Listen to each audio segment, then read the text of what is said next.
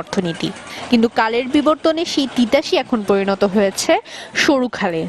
১১০ kilometre দৈর্ঘ্যের নদীটির ১০৩ kilometre অংশের বিভিন্ন স্থানে পলি জমে ও চর পড়ে ভরাট হয়ে গেছে। সেই সাথে প্রভাবশালী দখলদারদের দৌরত্বে দুপাশে গড়ে উঠেছে অবৈধ স্থাপনা। সম্প্রতি ড্রেজিং শুরু হলেও এ কাজ নিয়ে স্থানীয়দের অভিযোগ বিস্তর। সব দল করে নিতেছে, নদী বইরে আপনার শুকাইয়া তোলার দিতেছে, আর পানি নাই। লস গাড় আছি, লস গেছে আইসে, আমরা আইসি লস দা, লস চলবো নৌকো চলে না সুদিন। মানুষ অশান্তিতে আছে এই নদী নিয়ে। নদীর পারে কোনো নৌকা বেরোতে পারে না, উঠতে পারে না, ও কষ্ট।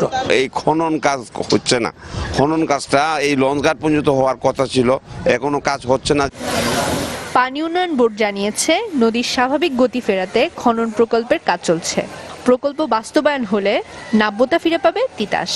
এই প্রকল্প গ্রহণের ফলে নদীর